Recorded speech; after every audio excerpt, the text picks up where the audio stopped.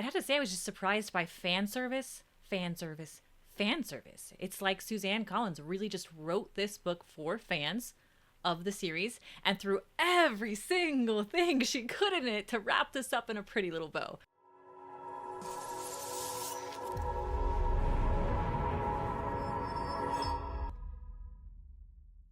Hey everyone, and welcome to the Reading Crossbow podcast. My name is Lana, and I'm here with my co-host Rob. Hey Lana, and I'm sure you're very excited to be talking about one of your favorite book series.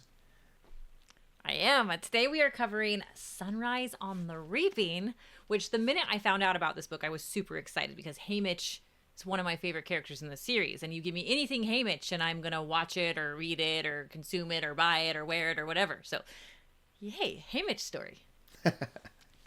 Yeah, and this is obviously it's a prequel. It is dealing with Haymitch's games, the games he obviously won because he's still alive for the main Hunger Games trilogy.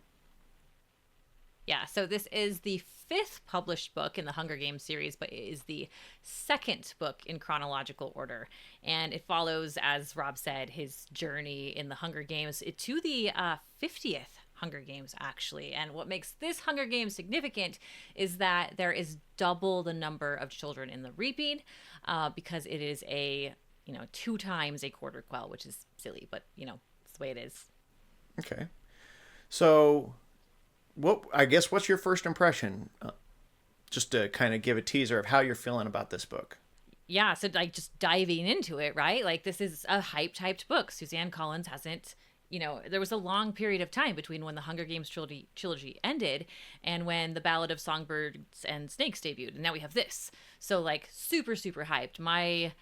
I guess I'd say I try to measure my expectations because the Ballad of Songbirds and Snakes wildly exceeded my expectations. I loved that prequel. It's the story of Snow, and it's a very, very good one.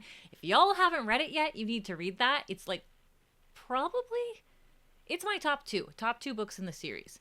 So I try to manage these expectations, and I'd say it met them. Okay. Met my expectations. It's a good book. I'm glad you enjoyed it. You always make me nervous when you say it like that. I'm glad you enjoyed it. What does that mean? Oh, did you enjoy it? How did it fit your expectations? I mean, it pretty much fit my expectation of it is a carbon copy of the Hunger Games. Kind of. Yeah, I mean, it's the Hunger Games. There's 4 books about Hunger Games and children getting raped and killed in an arena. I mean, it's terrible. But that's where I think the other prequel actually was a much stronger addition to the lore of the series, is because it really is where the Hunger Games essentially came into its own. This is not only was an origin story of Snow, but it also kind of explained how the Hunger Games kind of became the modern games that you see in the main trilogy. Whereas this book, all of those things are now well established, so it very much feels like the original book, which actually is my favorite book in the series, was the original. So I'm not complaining. Yeah, no, the original is my favorite too. So I have to say that. It goes the original and then Ballad of Songbirds and Snakes. Just both very, very good books. So we're going to get into the things that we love about this book, the things that we don't like about this book. But I just mostly want to say, when you're talking about what do we expect from this book, I'd have to say I was just surprised by fan service, fan service, fan service. It's like Suzanne Collins really just wrote this book for fans of the series and threw every single thing she could in it to wrap this up in a pretty little bow. So, but you know what? Let's dive into it. What did you like about this book? One of the things I really liked about this book is it did one of the things a lot of book series don't do, which is it actually re-explained things as the book was going. In a lot of ways, it assumed this is being read by a new reader to the series. It re-explained what are the Hunger Games? What's the purpose of them? Who are the mentors? It didn't assume that you had a ton of information. And a lot of books in the series, especially when you're 4 or 5 books into a series, a lot of them skip that step. And I think it's actually really important that they do that. they still assume that this could be someone's first book. And I think this book does that very well. Yeah, it does. It does. I think one of the things I really liked about this book is that we got more of an explanation for the rebellion and where those humble beginnings sort of started, or really started picking up traction, I should say. Because in the story of Snow, with the first prequel, we got mostly just the story of Snow, and we got some of that rebellion. And when I really thought the story was going towards like the starts of all of that and the beginning of that story, you know, if you've read that, and I should say, you guys, this is full of spoilers. We're gonna spoil everything. So like, just I should have told you, stop watching. If you're already watching and haven't read the book, we're gonna spoil things because you know what, there's a bunch of episodes out on this already. So anyway, in that first prequel, I thought we'd get more of the beginnings of the rebellion, when we really just got Snow turning into evil Snow, which is fine. You know, that's his lore, that's his origin story. But I could have done with a bit more of some of the early rumblings of rebellion from this book just in that book. So, but yeah, it's nice. I think that we needed that in this book. And I think you actually got a little bit of that with the bombs, but you know, that's set 65 years before the main rebellion storyline. So Yes. yeah, you really didn't need much at that time, but this one is a lot closer. It's 24 to 25 years before the main rebellion.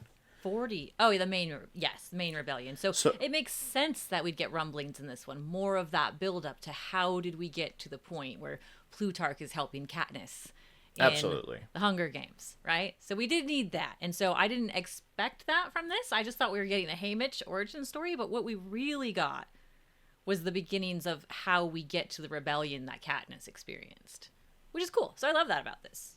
Good. Now, is there anything else that really, like, you really just loved about this story? So yeah, you know what? There was two characters that I felt had some injustice in Catching Fire. And that was Mags and Wyrus. So it was nice because, spoiler, you know, they are mentors in this book for Haymitch. And so when we see Mags in Catching Fire, she's really old.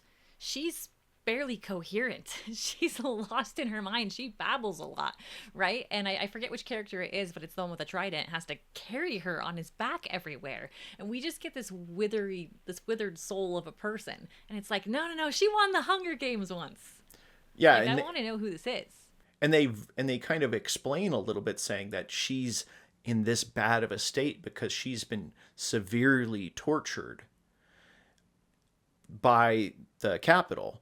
And essentially helping Haymitch is, you know, obviously spoilers, but helping Haymitch is kind of what causes that to happen.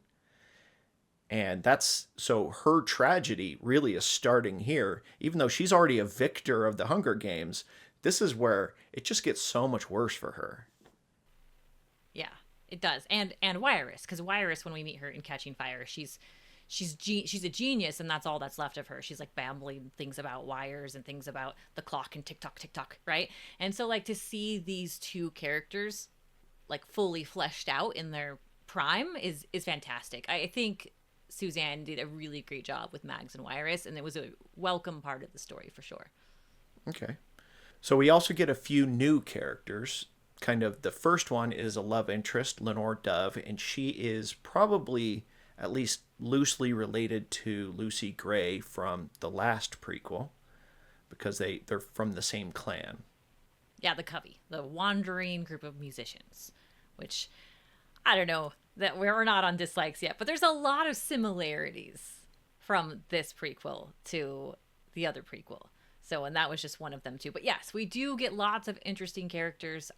You know, we get, because there's 4 people from each district that go, we get, you know, twice the characters here. And you have different ways to kind of fall in love with each of them. So just from District 12, we're getting someone who's disliked because they bet on the games, or at least their family does. We get like the rich kind of stuck up person in town, or rich for 12 standards. And then of course we have Haymitch, and then we get this younger girl that Haymitch calls his sweetheart because like she had a little crush on him and used to follow him around. So we get this really great dynamic group just from 12, and we get that across all the districts. And then there's alliances from all the different characters, and it's a lot of fun.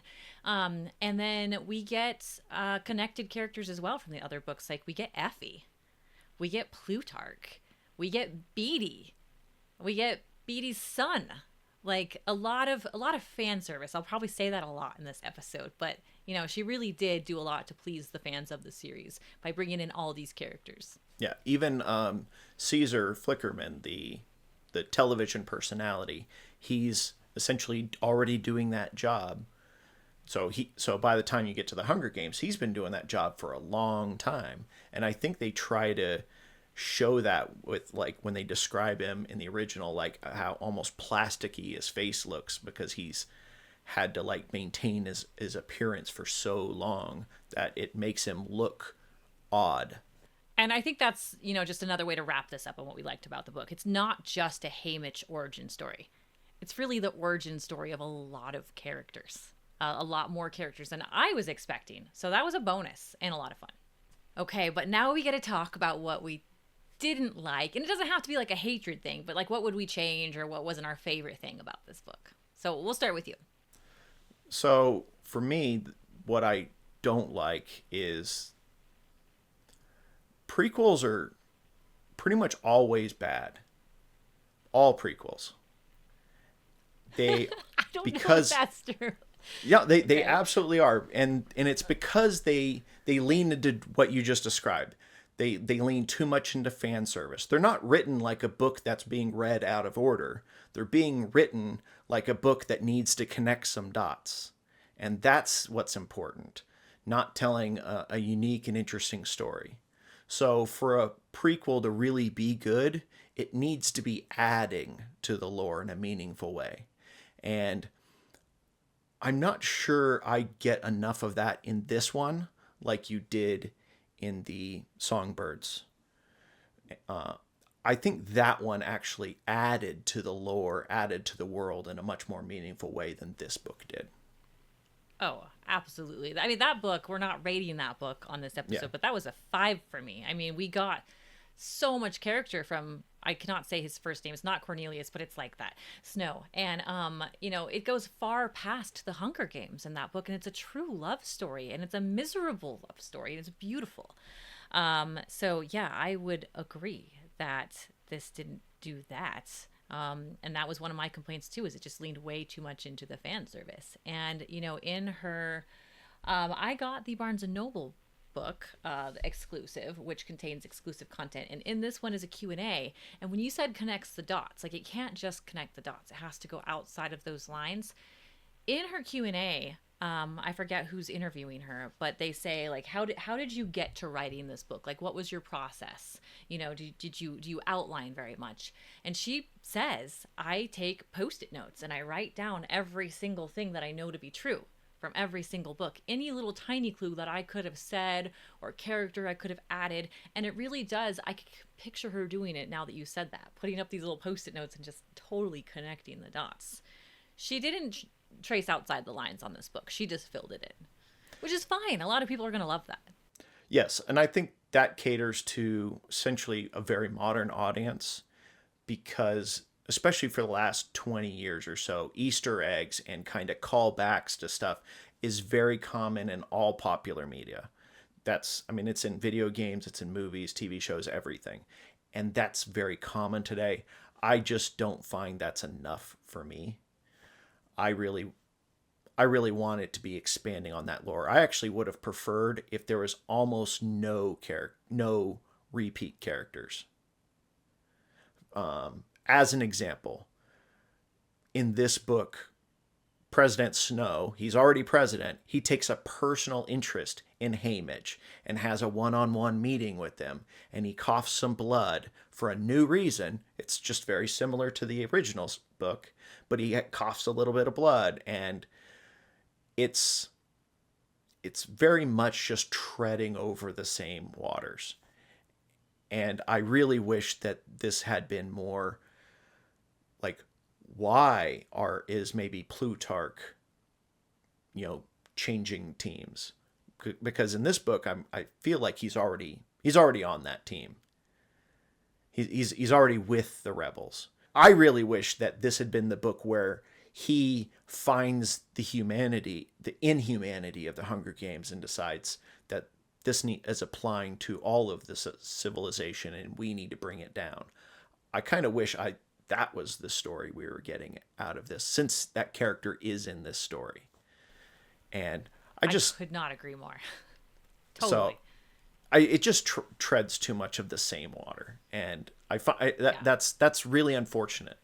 So I liked the fan service, like I said, of Mags and Wirus, but we just didn't need so much of it. So characters that I thought just could have completely been left out. We just didn't need this at all, because they brought on a whole new like stewardess, like the original Effie Trinket for District 12. We could have just stayed with her. She's a villain. She's basically like the Pink Cat Lady in Harry Potter. Nobody likes her. I just pictured Pink Cat Lady the entire time, and it worked brilliantly in my mind. And then suddenly we get Effie, like, starting her journey on becoming a stylist or whatever, or representing this group. And it wasn't needed. The new person was just fine. And also, I agree, I did not need Plutarch in this. When Plutarch showed up, I'm like, wait, what the hell are you doing here? And it actually took me a minute to realize, like, oh, he's a videographer at this early point in his career. I don't care.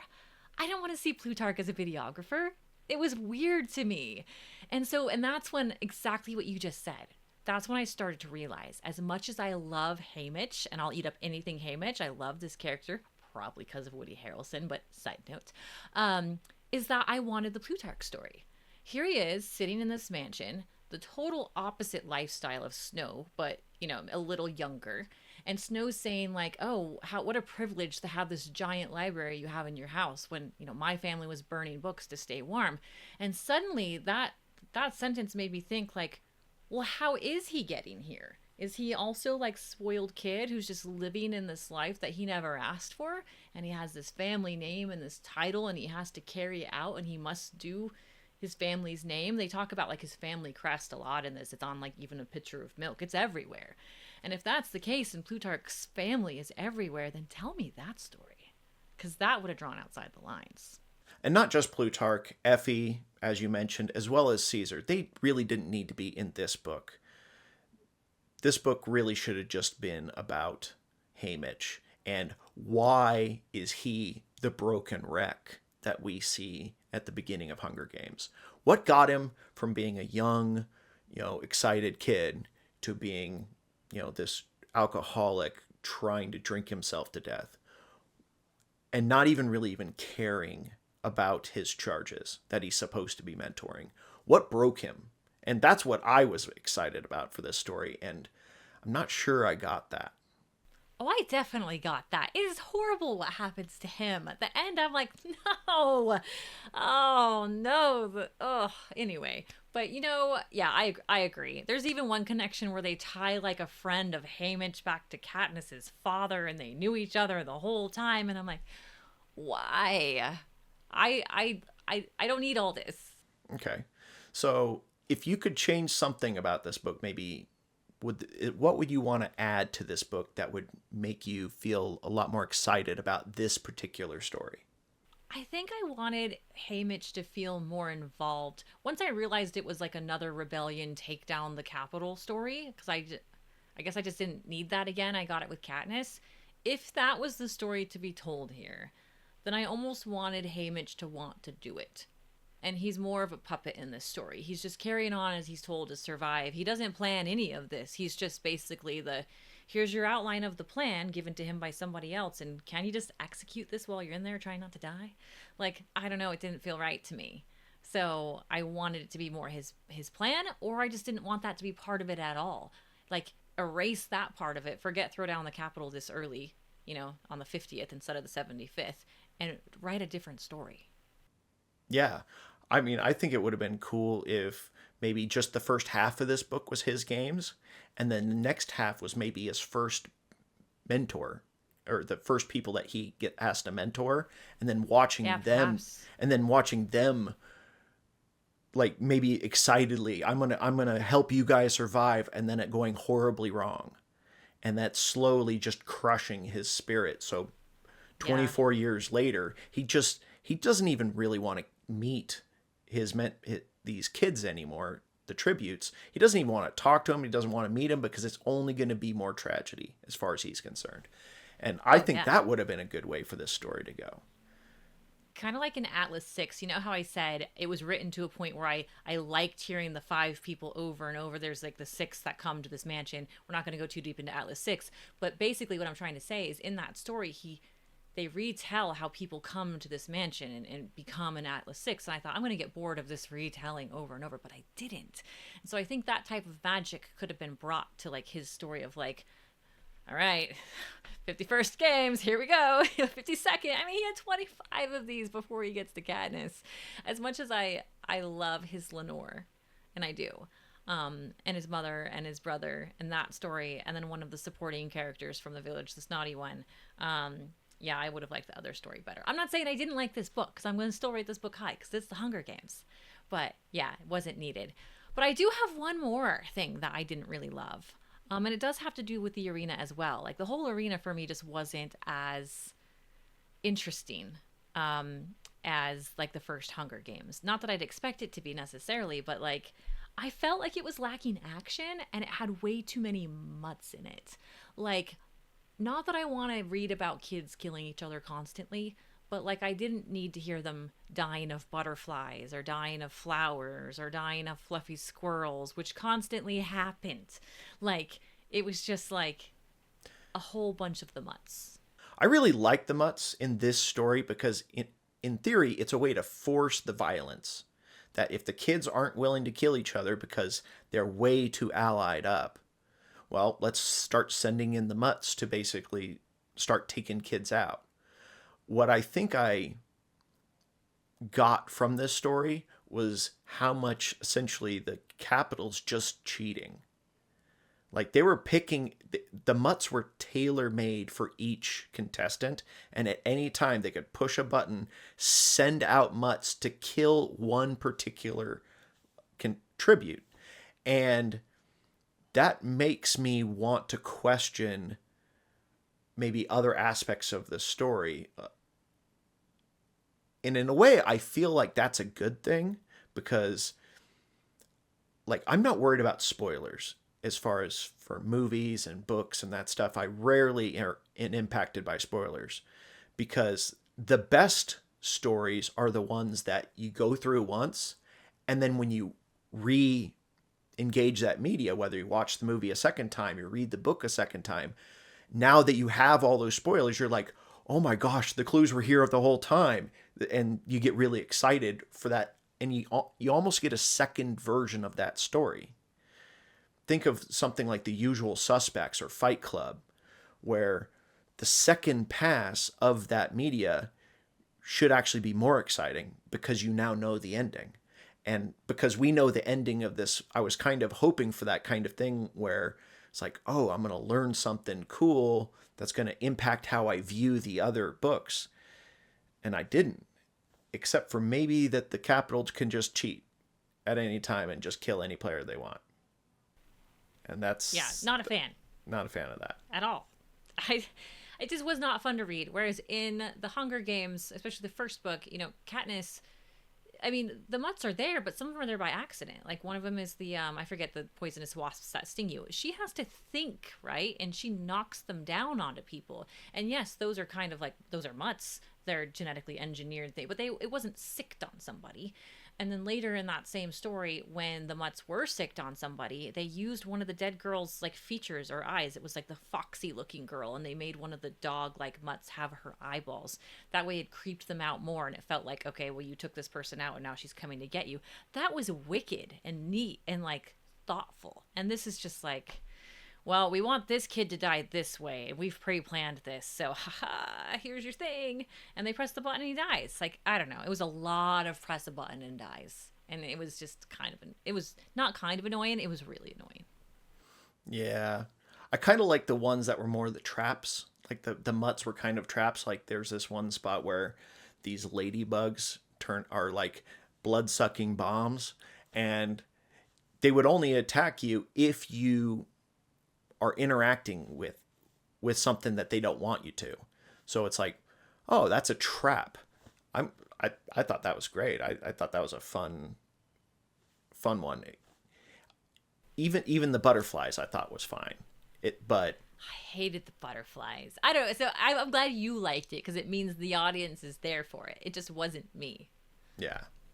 Okay, so that was our likes and our dislikes on the book. But because we know that this is already slated to become another Hunger Games movie, and I love Woody Harrelson so much, I haven't said that enough.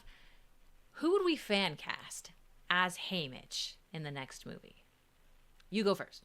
Ooh, that's a tough one. I'm not. I guess I've been watching the new season of White Lotus, so I like Patrick Schwarzenegger just because I think he has that kind of the coiffed hair and the strong chin that Woody Harrelson has from his younger days. I think that's not a bad casting, but I'm not great at this stuff. You're pretty good at this stuff, actually. Yeah, no, I think that's pretty good. I haven't watched the new season of White Lotus yet, but I need to. But I know who that actor is. So my character is interesting, and I hope people see it because I really love this actor. It's Thomas Brody Sangster. And if you're not familiar with them, I always think of him as like this Peter Pan like small boy because he's just a small boy. But he's well known for being in the Queen's Gambit and Maze Runner. So he's just, yeah, if you don't know him, look him up. Peter Pan face, adorable, blonde, small, kind of looks malnourished, so perfect for the Hunger Games. And I think he'd make a great younger Woody Harrelson. So that is my fan cast. I can't think of who I'd fan cast for Lenore, but yeah, copycat Lucy Gray, I guess. But it was someone like that. But yeah, I'm excited about the movie. Will you watch the movie, Rob? Yeah, I'm sure I'll watch the movie. I might not see it in the theater though. What? What if we have a date night? Like, my husband, your wife, we go? Would you do it then? If we watch the 21 plus movie theater and grab some beers? Come on, Yes. Rob. Yes, I'm already sold. I formally invite you. I'm sold. Okay. We just had to throw some beer in there, you guys. All right. Okay. So we've gone through most of this. How will we rate the book? What do we think? How would you rate this book, Rob? I found the book to be entertaining. I did enjoy the actual games, but I don't think this book needed to be there. So I would actually say a 2. Oh. It's just okay. On our scale, our scale of 1 to 5, 1 is bad, 2 is okay, and 3 is good. I think I'm just okay with this one. I don't think we needed this book as we got it. And I would rate pretty much all the other books higher. This is my lowest of the series because it's too much of a duplicate. Yeah. I mean, that's fair. I can't say 2. 2 just seems, that's just wrong. I'm like, can taste that in my mouth. It's so bad. Okay. So, I mean, this is not a 5.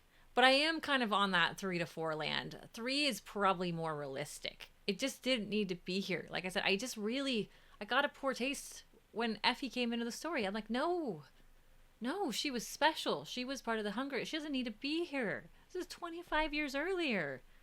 Like, and I get that they don't, they can keep themselves from aging too much in the Capitol, but I'm really having a hard time mentally not picturing some of these very striking characters how they were in the Hunger Games. That bothered me. Plutarch bothered me. It bothered me too much.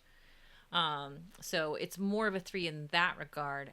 However, it's the Hunger Games, Rob. I couldn't put it down. I read through the first 180 pages in a day. Yes. It was very, very quick for me. This was a very fast read. It really reminded me in a lot of ways of reading the first couple Harry Potter books, where it's just such an easy read that I was able to plow through those like in no time. And so on the plus side, that is a feature of this book, is that you can get on with your life. Jeez, it is short. So yeah, I don't know. I am stuck. It's probably a 3, but my heart wants to give it a 4. Can I rate it like that? Is that okay? You do you. I feel like that's so non-committal. I'm not really giving a good rating. I mean, a solid rating. But yeah, okay. Content, it's a 3 for content. For how much I enjoyed it, and I'm glad I read it. It's a 4. It's part of the Hunger Games series. It has the characters that I love. I really enjoyed Haymitch's story. It is bitter in the end, though, as a warning for you all. Like, he really goes through it, and we get. I think I said that there wasn't enough of kind of like the violence in the arena because it was too much of it was mutts, and it definitely makes up for it in the end. There's a lot more violence, a lot more loss. Yeah, there's a lot more of the scouring of the Shire in the ending of this book, where like we're just gonna gut punch you at the end just because we can. Yeah, that's what happens. Be prepared. All right, everybody, thank you so much for watching. And if you haven't yet, please subscribe to our channel. We do different content every month. We get Rob content, Lana content, and then we have 2 videos a month where we each do a review together. So make sure to subscribe to the channel and don't miss our varying book tastes. All right. Thank you very much.